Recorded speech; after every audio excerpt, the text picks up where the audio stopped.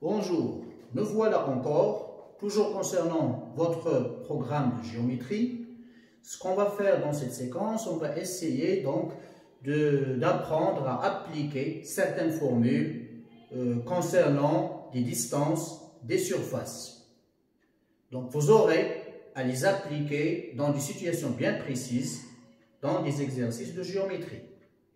Alors, ces formules-là, il y a des formules concernant le calcul de distance, d'autres formules concernant le calcul de quelques surfaces. Alors, la distance entre deux points AB, la distance entre un point A et un plan P, voilà, et la distance entre un point A et une droite D. Puis, la surface d'un triangle ABC et la surface d'un parallélogramme ABCD. Parallélogramme ABCD. Bien, commençons donc par les distances. Pour calculer la distance entre deux points, on l'a déjà fait donc, dans une séquence précédente.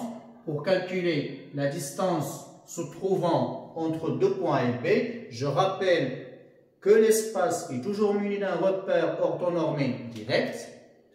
Ça suppose quoi? Ça suppose qu'on connaît les coordonnées de chacun des points.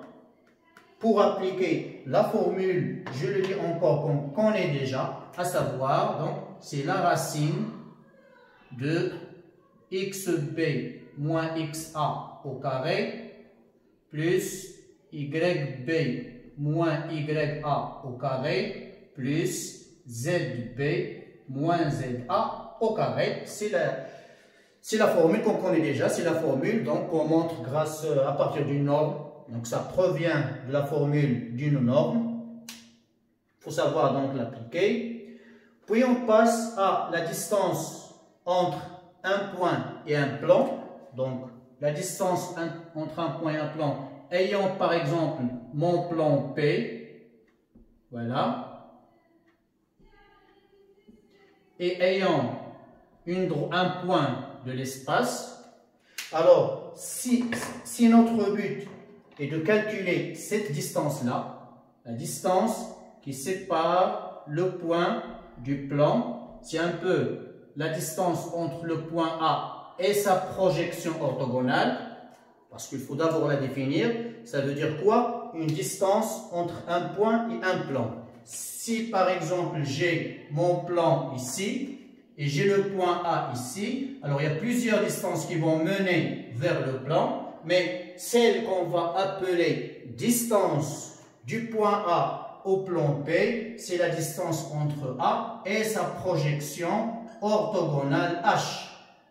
Donc c'est la distance à H qu'on va appeler la distance entre un point A et le plan. Et ça se calcule analytiquement. Bien sûr, si on arrive à connaître les coordonnées de H, et ayant les coordonnées de A, pour calculer cette distance entre le point A et le plan P, il suffit de calculer la distance AH en appliquant cette formule. Mais on peut arriver à calculer cette distance sans avoir les coordonnées du point H.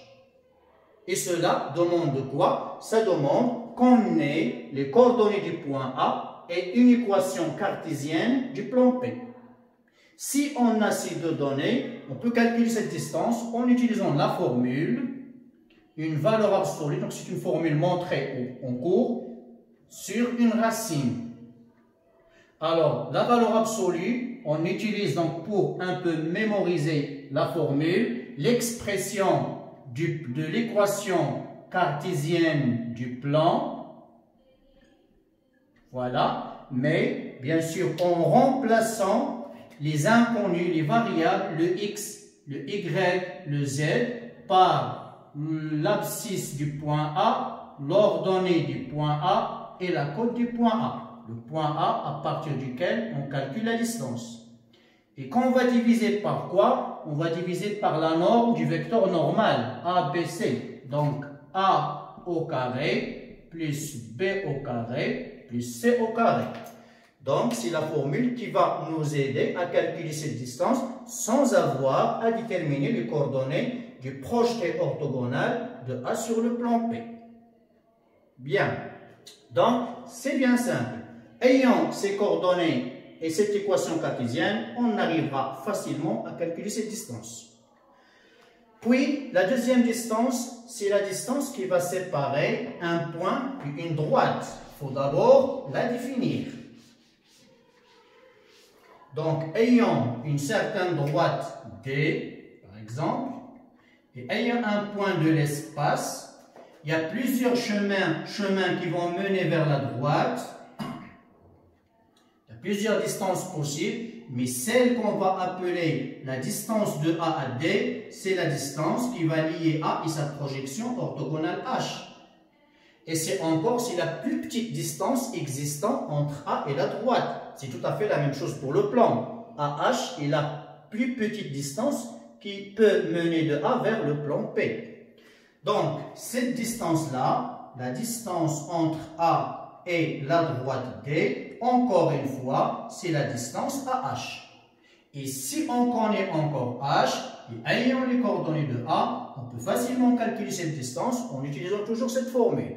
Mais comme c'est le cas ici, on peut calculer cette distance sans avoir à chercher la projection orthogonale. Et ça se fera comment? En utilisant la formule. Il y a ici une norme qu'on va diviser par une autre norme. Alors, c'est une formule aussi qui se montre en cours. Sa démonstration n'est pas très difficile. On peut la comprendre. Ici, notre but, c'est de bien appliquer nos formules. Donc, ce qu'on doit retenir, que ici, on a un produit vectoriel. Quels sont les éléments nécessaires pour appliquer cette formule? On a un vecteur directeur. Il faut connaître un vecteur directeur de la droite qu'on mettra ici. Je vais même le mettre comme ça. Donc, un vecteur directeur de la droite que je mettrai ici, on divisera par la norme du vecteur U. Et ce même vecteur va être donc un membre du produit vectoriel. Ou bien, premier, deuxième, ça ne changera pas grand-chose grâce à la norme. C'est la norme qui fait que j'ai le droit de mettre U de ce côté ou de l'autre côté. Si on n'avait pas une norme, bien sûr, ce n'est pas la même chose, puisqu'on sait qu'un produit vectoriel n'est pas commutatif. Mais grâce à la norme, on aura le même résultat. Alors, reste donc le vecteur que je dois mettre ici. Quelle est l'information qu'on n'a pas encore utilisée? Le vecteur est utilisé ici, le vecteur directeur. Reste les deux points qu'on doit connaître. On doit avoir les coordonnées du point A, à partir duquel on va calculer la distance. Et nécessairement, pour pouvoir appliquer cette formule, il faut avoir les coordonnées d'un point appartenant à la droite. Alors, reste donc ce vecteur AB. Je mettrai ici vecteur AB. Donc, c'est un produit vectoriel, AB vectoriel U sur la norme de U. Ici, que je mets AB au PA, c'est toujours la même chose et c'est toujours grâce à la présence de la norme.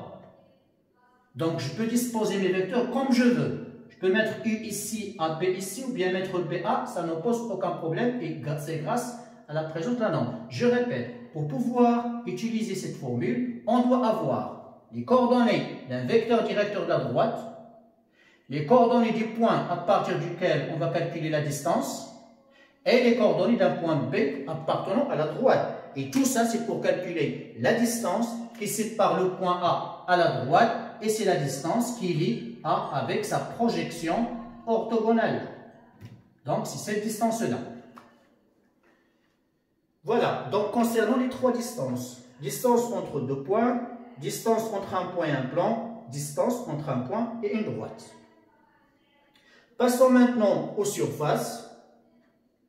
La surface d'un triangle ABC, si par exemple j'ai un triangle quelconque ABC, on sait donc la formule classique calculant la surface d'un triangle, c'est donc la base fois la hauteur sur 2.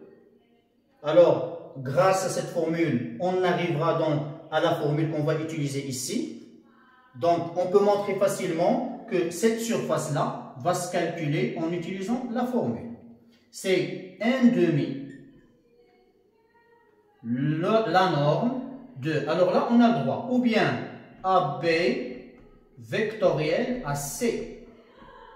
Donc, c'est la norme d'un produit vectoriel. Je peux l'écrire à partir de n'importe quel sommet, parce que je peux aussi écrire, c'est 1/2 fois la norme, par exemple, à partir de C, CA, vectoriel, CP. Ou la même chose à partir du sommet B. Ça donnera toujours la même chose. Donc, ça demande quoi? Ça demande de connaître les coordonnées des 3 sommets. Calculer les coordonnées du produit vectoriel, on sait le faire. Puis calculer sa norme, on sait aussi le faire. Donc, facilement. Donc, on a une surface, unité de surface, comme ici, unité de longueur, etc. etc. Il faut mettre donc des unités de mesure. Si on n'en a pas, on met donc UA, unité d'air. Voilà donc concernant le triangle. La même chose ici pour le parallélogramme. La surface du triangle va être utile pour calculer la surface du parallélogramme, puisqu'on sait que dans un parallélogramme, les 2 triangles ont la même surface. Donc, calculer la surface d'un triangle et la multiplier par 2 pour avoir la surface du parallélogramme. Donc, la formule va être, c'est la norme de AB vectoriel AD, par exemple. AB vectoriel AD, c'est un peu comme si j'ai donc départagé mon parallélogramme de cette façon-là. Le triangle ABD, la surface de ce triangle-là, c'est 1/2 fois cette norme. On utilise cette formule. Et en multipliant par 2, le 1/2 va s'éliminer pour avoir finalement, c'est la norme de AB vectoriel AD. On peut aussi écrire en départageant de l'autre côté comme ça. Donc là, en utilisant ce triangle-là, donc c'est la norme de AB vectoriel AC. C'est aussi correct. Donc, vous voyez qu'on peut, dans un parallélogramme, ou bien on peut utiliser côté avec côté ayant même sommet, ou bien côté avec diagonale ayant même sommet. Côté ayant même sommet, ou bien côté avec diagonale ayant même sommet. Tous les deux vont donner le même résultat. Je répète pour que ce soit clair. Ici, AB et AD sont de côté ayant un même sommet. C'est le cas ici. Deuxième formule qui donnera le même calcul, c'est en utilisant ce triangle-là, AB, AC. Alors, AB, c'est un côté, AC, c'est une diagonale. Donc, ou bien côté ayant même sommet, ou bien côté diagonale ayant même sommet, ça donnera toujours le même résultat. Voilà, donc, c'est la formule qui donne l'aire du parallélogramme. Donc, voilà, c'est des formules qu'on peut fréquenter dans plusieurs situations concernant les exercices de géométrie de cette année-là. Voilà, donc les connaître, le bien connaître, bien savoir les appliquer. Il faut savoir aussi quels sont les éléments nécessaires pour pouvoir les appliquer.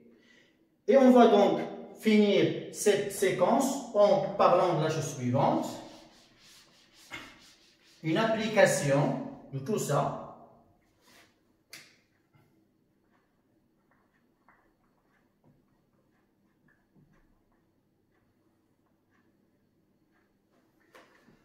Alors, une application, bon, deux points, on a déjà parlé de ça. Si par exemple, j'ai un plan P ayant comme équation x plus 3y moins z plus 1 égale à 0 et que j'ai un point de coordonnées 1, 0, moins 2.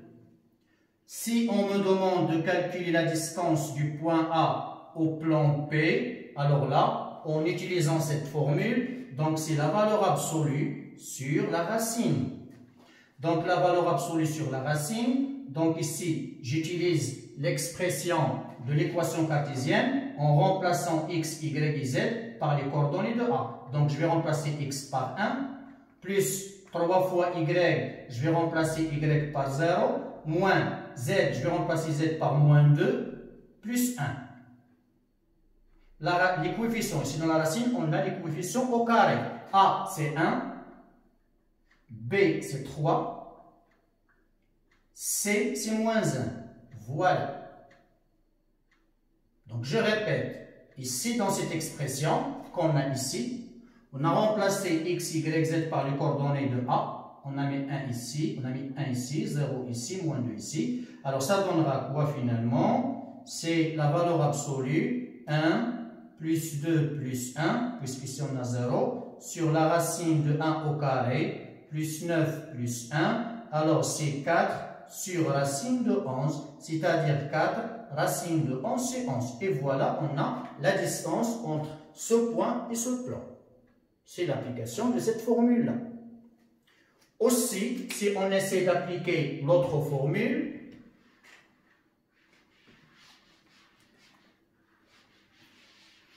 si on a une droite D, donc définie par une de ces représentations paramétriques,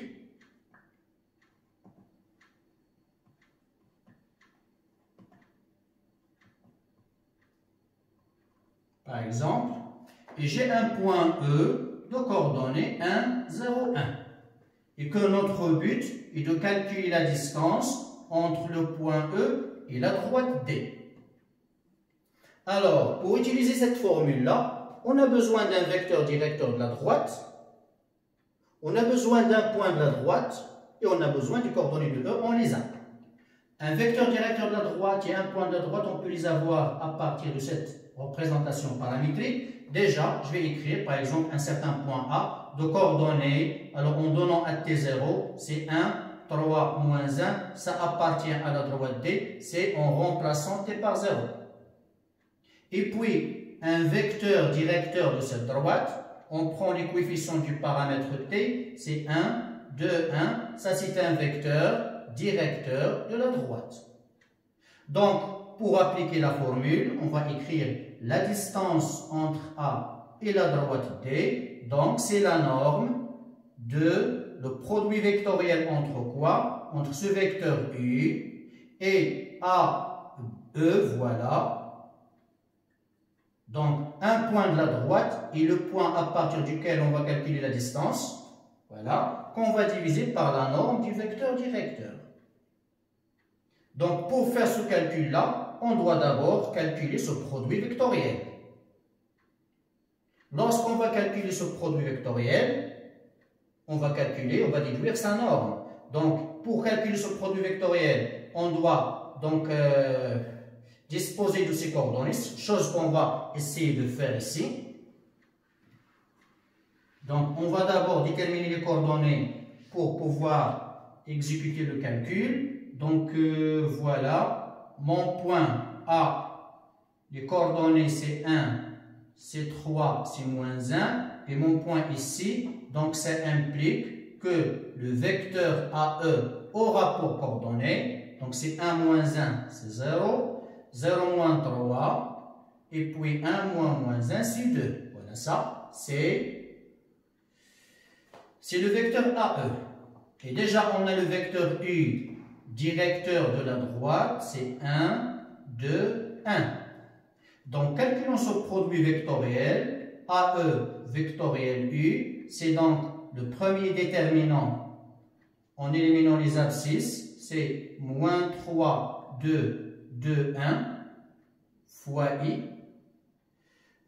puis moins le deuxième déterminant fois J, en éliminant les ordonnées, c'est 0, 2 et 1, 1, et finalement plus le troisième déterminant fois K, en éliminant les cotes, c'est 0, moins 3, 1, 2. Alors, ça donnera que le vecteur AE vectoriel U aura pour coordonnées quoi? Là, c'est moins 3, moins 4, c'est moins 7.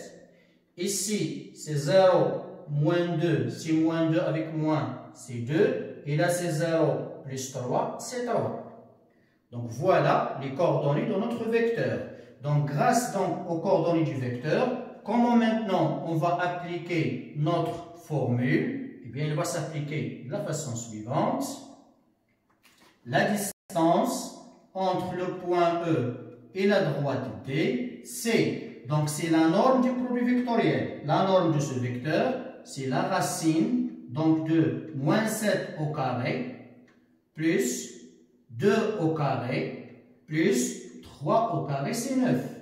Qu'on va diviser par la racine, donc c'est la norme de U du vecteur directeur de la droite. Donc 1 au carré c'est 1, plus 2 au carré c'est 4, plus 1 au carré c'est 1. Et il suffit donc de finir le calcul. Voilà, donc c'est pas difficile. Et c'est la même chose, donc on fera de même en appliquant nos formules. On sait bien calculer un déterminant, un produit vectoriel, on sait bien calculer sa norme, etc. Une autre application, donc, dont on aura besoin de ce qu'on vient de voir,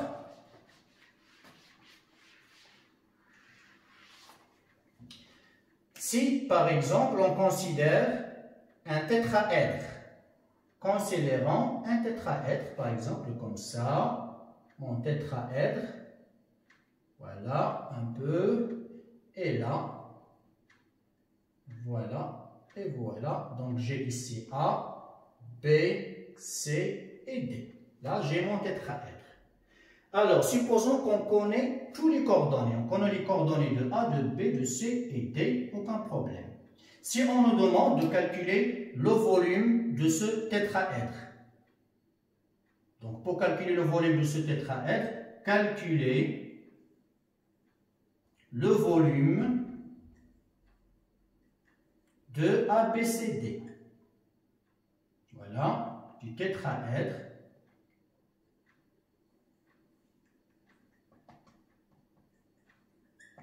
ABCD. Alors, la formule qu'on connaît, c'est que ce volume, il est égal à quoi? C'est 1/3 fois la surface de la base fois la hauteur. C'est la formule qu'on connaît pour calculer le volume d'un tétraèdre. 1/3 fois la surface de la base, une base c'est un triangle, et fois la hauteur. Alors ici, donc puisque une base c'est un triangle, donc pour pouvoir calculer cette surface, on a la formule nécessaire pour calculer la surface d'un triangle. Surtout, on connaît les coordonnées, par exemple, si on considère comme base le triangle CBD, il est bien facile de calculer cette surface-là, puisqu'on connaît les trois coordonnées et on peut utiliser donc notre formule. Donc, on peut bien calculer cette surface. Reste à calculer la hauteur. Alors, la hauteur, à partir du sommet A, donc un peu, c'est vers sa projection orthogonale sur ce plan-là. Donc, H ici, c'est la projection orthogonale de A sur le plan CBD. Donc, la hauteur du tétraèdre, donc c'est cette distance-là, c'est la distance AH. Et bien, cette distance n'est autre, la distance AH n'est autre que la distance qui sépare A du plan BCD. Voilà. Donc, puisqu'on dispose du coordonnées de B et de C et de D, on peut facilement avoir une équation cartésienne de ce plan. On peut l'avoir, puisqu'on peut connaître son vecteur normal, et on a 3 points, on peut choisir un pour déterminer son équation cartésienne. On a les coordonnées de A, on peut appliquer cette formule pour calculer cette distance. Une fois la distance calculée, c'est la hauteur, on peut donc faire notre calcul et déduire le volume du tétraèdre. Voilà, donc des formules à connaître pour mieux les appliquer dans les exercices. Bon courage!